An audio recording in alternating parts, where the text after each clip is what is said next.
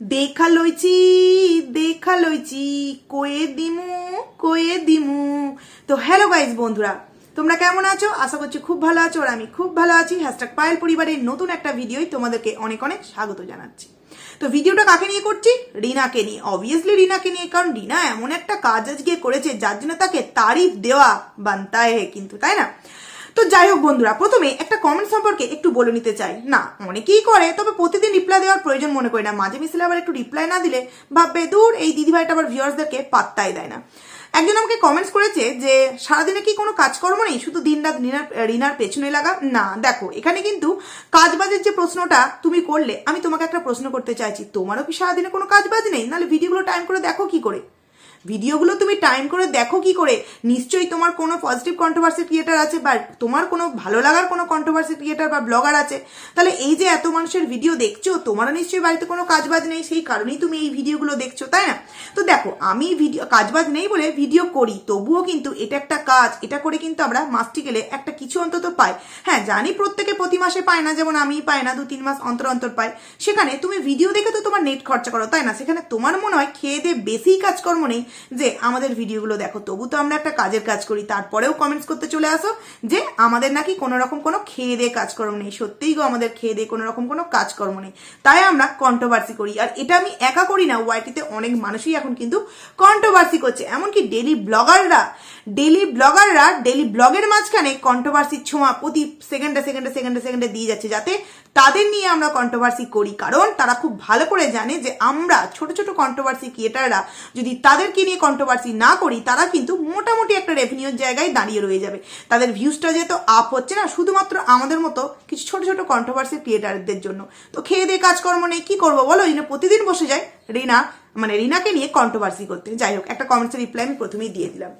এইবার একটা কথা বলি, দেখো বন্ধুরা, আমাদের ভিউয়ার্সরা এখন এতটাই চালাক হয়ে গেছে, এতটাই মানে কন্ট্রোভার্সি ক্রিয়েটারদের থেকেও বেশি চালাক। আমরা তো ভিডিও টাইম মেনশন করে দিচ্ছি, কোথাও একটু আঙুলের ছাপ দেখাচ্ছি, কোথাও একটু মুখ দেখাচ্ছি, কিন্তু এখনকার ভিউয়ার্সরা পর্যন্ত এতটাই মানে দূরবীন নিয়ে চারিদিকে ঘোরাফেরা করে, একটু যদি রহস্যের গন্ধ দেখতে পায় না, চারিদিকে দূরবীন নিয়ে ঘোরে, কোথায় রিনা কার বাইকে চেপে আছে, যা রিনা যাচ্ছে, আর তখনই সেটাকে ভিডিও করে নেওয়া হয়ে গেল।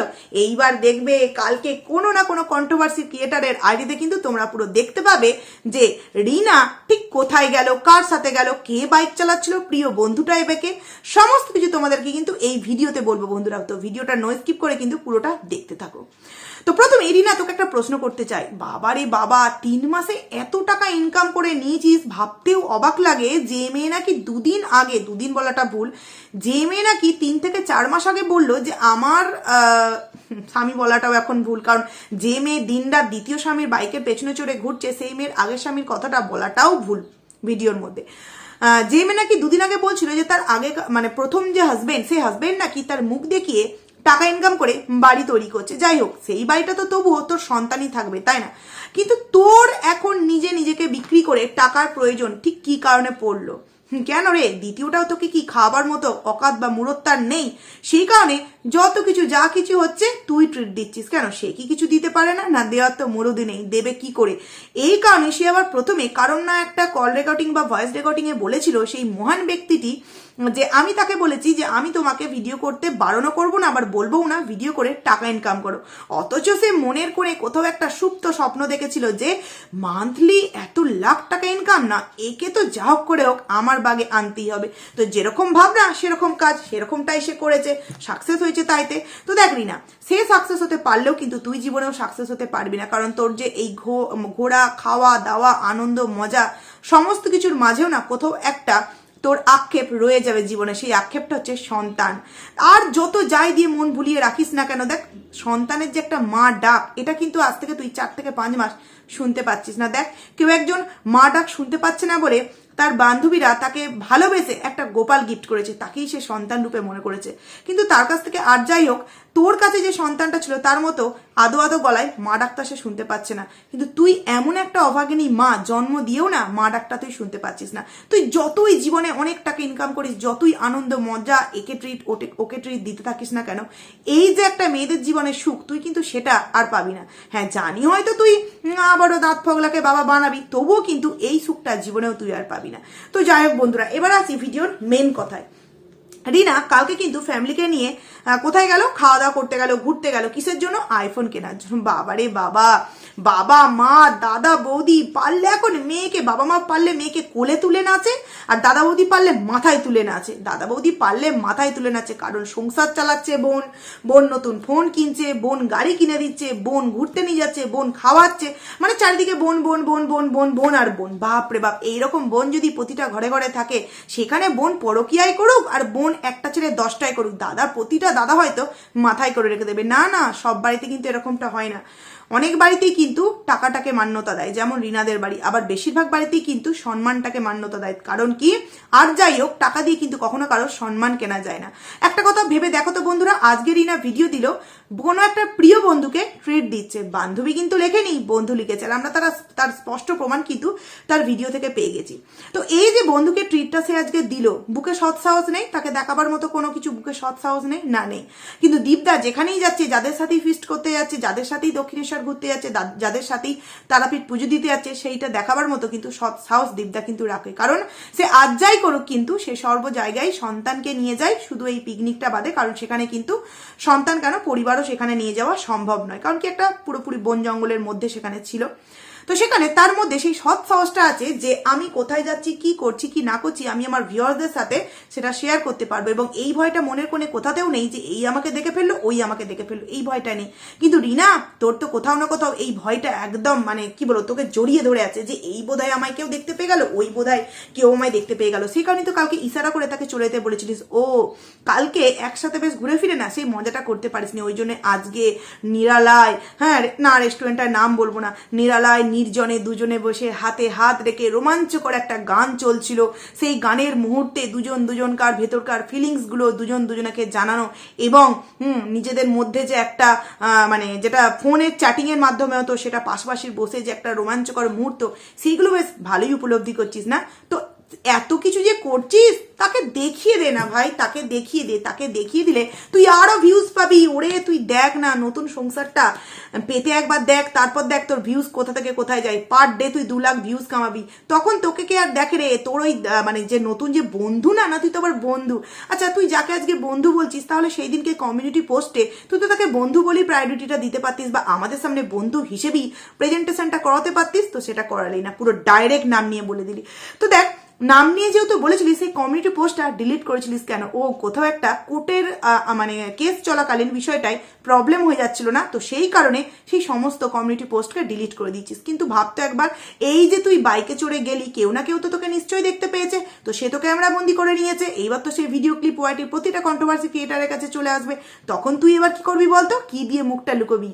বৌদির মুখটা এতদিন হাত দিয়ে লোকাতিস, কালকে যাই হোক আমাদের সামনে বৌদির ফেস রিভিল করেই দিলি। কিন্তু এইবার কার বাইকে গেছিস, এটা তো পুরোপুরি ক্যামেরা বন্দি হয়ে গেছে, পুরো মানে শুট করা হয়ে গেছে বিষয়টা। তো সেখানে তুই এটাকে লুকাবি কি করে? কি করে লুকাবি একবার ভেবে দেখিস। তুইও আজ থেকে না মানে অবাক হয়ে যাচ্ছিস যে আমি কি করবো, এবার কি করবো। তো যাই হোক, সে দেখলাম রেস্টুরেন্টটা যে খেতে গেল, প্রথমেই কোন জায়গায় একটা দাঁড়িয়েছিল। আমার কি মনে হয় জানো তো বন্ধুরা, রিনা ওর বাড়িতে নেই। যথারীতি ওখান থেকে খাওয়া দাওয়া করার পর চলে গেছে দাঁতফোগলার বাড়ি, এবং দাঁতফোগলার বাড়ি থেকে যথারীতি আবারও এসছে নিজের বাড়ি, এবং সেখান থেকে একবার দাঁতফোগলার বাড়ি থেকে একদম কোনো একটা বাইকে করে আসার সময় কোনো একটা রাস্তার পাশে দাঁড়িয়ে কিন্তু ব্লগিংটা শুরু করলো। যদি বাড়ি থেকে বেরোতো তাহলে কিন্তু বন্ধুরা বাড়ি থেকেই ভিডিওটা শুরু করতো না, বাড়ি থেকে ভিডিওটা শুরুও করলো না। কোথা থেকে শুরু করলো? কোনো একটা জঙ্গল থেকে। তার মানে নিশ্চয়ই তার বাড়িতে ছিল, দাঁতফোগলার বাড়িতে ছিল, এবং সেখান থেকে একদম রেডি টেডি হয়ে রেস্টুরেন্টে চলে এলো খাবার খেতে। একটা ফোন কিনে কতজনকে ট্রিট দিচ্ছে ভাবা যায়? এরকম একটা গার্লফ্রেন্ড, এরকম একটা বান্ধবী, এরকম একটা বোন, এরকম একটা মেয়ে পেলে প্রতিটা মানুষের ফায়দাই ফায়দা। কে আর দেখে? সবাই একবারে লেলে করে মাথায় তুলে রাখবে একে। তো তুই জঙ্গল থেকে ভিডিওটা কেন শুরু করলি? আর যদি জঙ্গল থেকে ভিডিওটা শুরু করলি, জঙ্গল মে একটু মঙ্গল করতে করতে ভিডিওটা শুরু করতে পারতিস, তাহলে তো আরো দেখার ইন্টারেস্ট বাড়তো। ওই যে বললাম, ভিউজটা আরো চচ্চর করে বাড়তো। ভেবে দেখো একবার বন্ধুরা, যে মেয়ের হাতে 2 লাখ টাকার আইফোন, সেই মেয়ের বাড়িতে ওয়াইফাই কানেকশন নেই। ভিডিও আপলোড করার জন্য মনায়ের কাছে যেতে চাই, বড়ই হাস্যকর। ভিডিও আপলোড করার জন্য পাশের বাড়ির মনায় কাকার কাছে যেতে হয় গো, অথচ সেই মেয়ের হাতে 2 লাখ টাকার ফোন। অদ্ভুত লাগে। এরপরেও কিছু কিছু ভিউয়ার্স বলবে, না তোমরা দেখতে পেয়েছো, তোমরা এই করতে পেয়েছো, তোমরা কিছু না থাকলে খালি ওর পেছনে লাগতে বসে যাও। তো যেটা দেখবো সেটা বলবো না? আরে ভাই, কন্ট্রোভার্সিটা আমাদের কাজ, এবং সে যদি কন্ট্রোভার্সি চায় যে তার ভিডিও নিয়ে কন্ট্রোভার্সি হোক, তবেই না সেই কন্ট্রোভার্সির ছোঁয়া কথাগুলো সে তার ভিডিওতে দেয়, তবেই আমরা সেগুলোকে বলতে পারি। আমরা তার বাড়িতে গিয়ে তাকে বলি না তো যে তুমি চলো, সেই গাড়ি চলার মাঝখানে একটু তার হালকা শার্টটা দেখাবে বা একটু তার মুখটা দেখাবে, তবেই আমরা সেটাকে নিয়ে বলতে পারবো। এরকমটা তো আমরা শিখিয়ে দিই না। সে দেখায় কেন? এডিটের সময় সে নিশ্চয়ই বুঝতে পারে যে না, এইগুলো দেখানোটা আমার উচিত হবে না। সে দেখায় মানে জানে যে কন্ট্রোভার্সি হবে, সেই কারণে সে দেখায়।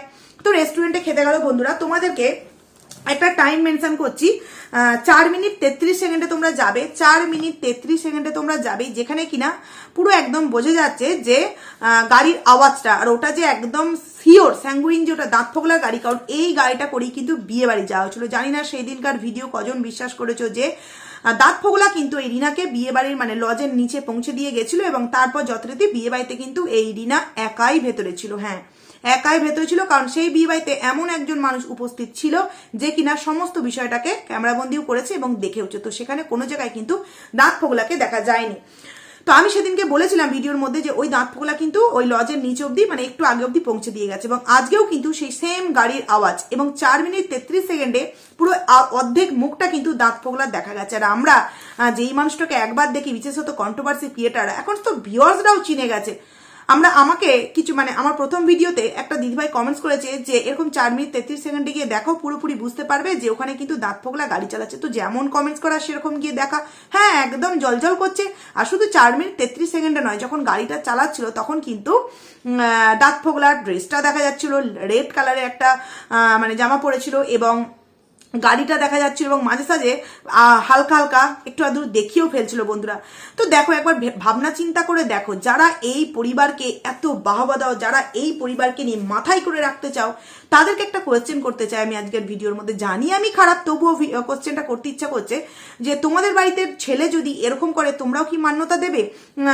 ছেলের বলাটা ভুল, যদি মেয়েরা এরম করে, ধরো বিয়ে করলো, বিয়ে হয়ে হাজবেন্ডের সাথে বনাবনি হচ্ছে না, কি কারণে? পরকীয়াকে কেন্দ্র করে। কারণ বেশি ছুকছুকানি বাই হলে যা হয়, সন্তান থাকতে, স্বামী থাকতে, অন্য একটা পুরুষের সাথে আবারও লটঘট, তারপর সেই মেয়েটাকে প্রশ্রয় দেওয়ার জন্য সেই মেয়েটা সমস্ত কিছু ছেড়ে ছুড়ে ত্যাগ করে দিয়ে এসে ডিভোর্স হয়নি এখনো পর্যন্ত, সেখানে সেই ছেলেটার সাথে সমস্ত টাইমটা ঘোরাফেরা, নির্জনে একা একা নিরালায় ঘোরাফেরা এবং সমস্ত কিছু হচ্ছে, তারপরেও সেই পরিবার সেই বিষয়টাকে কিন্তু অ্যালাউ করছে, তাহলে সেই পরিবারটিকে সত্যিই ভদ্র একটা পরিবার? মানছি কোনো একটা মেয়ের ভালো নাই লাগতে পারে, কোনো একটা মেয়ের সাথে তার প্রথম স্বামীর কোনো রকম ভাবে বনাবনি নাই হতে পারে, ছেড়ে দিতেই পারে, ডিভোর্স হতেই পারে, অনেক ক্ষেত্রেই কিন্তু আমরা এই বিষয়টা এখন দেখে আছি। কিন্তু যারা সত্যি ভদ্র পরিবার হবে, তারা অন্তত এই জিনিসটা মানবে যে তোমার আগে ডিভোর্সটা হোক, তারপর কিন্তু তোমার সেকেন্ড তুমি যাকে পছন্দ করেছো লাইফ পার্টনার হিসেবে, তুমি তাকে নিয়ে অন্তত রাস্তায় অন্তত ডিভোর্সের পরেই বেরো, তার আগে কিন্তু বেরিও না। কিন্তু এখানে দেখো, সে যেখানে তোমার মিটিং তার হলো আগের দিন, লজটার নামও আমি বলছি না, সেখানে গেল, এবং সেখানেও যে সম্পূর্ণভাবে এই দাঁত ফোগলা ক্যামেরা করছে, তাহলে একবার ভাবো, সমস্ত জায়গায় কিন্তু দাঁত ফোগলা, মানে সবাই হয়তো জানে যে দাঁত ফোগলা মানে ওর যে একটা মানে নতুন যে হাজবেন্ড, এটা কিন্তু প্রত্যেকেই জানে, জাস্ট আমরা ভিউয়ার্সরা বা আমরা কন্ট্রোভার্সি ক্রিয়েটাররা বোঝালে ভিউয়ার্সরা, কিছু কিছু ভিউয়ার্স আছে বুঝতে চায় না। কিন্তু ওই যে বলি, গ্রাম আশেপাশের মানুষ, পাড়া প্রতিবেশী প্রত্যেকেই কিন্তু জানে যে ওদের দুজনকার মধ্যে কিন্তু বিয়েটা হয়ে গেছে। বিয়ে না হলে কিন্তু এতটা খুল্লাম ঘুরতে কিন্তু পারতো না বন্ধুরা, কিন্তু সেটা আমাদের সামনে বলতে পারছে না, একটাই কারণ, যেহেতু এখনো পর্যন্ত ডিভোর্স হয়নি। আগের দিন কিন্তু সে বলেই দিল যে যত তাড়াতাড়ি ডিভোর্সটা হয়ে যায় তত তাড়াতাড়ি মঙ্গল, কারণ কি, যত তাড়াতাড়ি ডিভোর্সটা হয় তত তাড়াতাড়ি তো নতুন সংসারে যেতে পারবে, তাই না? তো রেস্টুরেন্টে গেল, খুব ভালো কথা, এই হচ্ছে একটা ভদ্র পরিবারের একটা ভদ্র শিক্ষা, যেখানে কিনা মেয়েকে বলা হচ্ছে যে হ্যাঁ, তোমার সন্তান যার ভার মেয়ে, তোমার সন্তান 3 বছরের সন্তান, তো তোমার কি হয়েছে, তুমি এখন পরকীয়ায় লিপ্ত হয়ে প্রতিদিন ভিডিও দাও এবং কন্ট্রোভার্সির ছোঁয়া দিয়ে ভিডিও দাও, সেই টাকা দিয়ে আমরা বিলাসবহুল একটা জীবনযাত্রা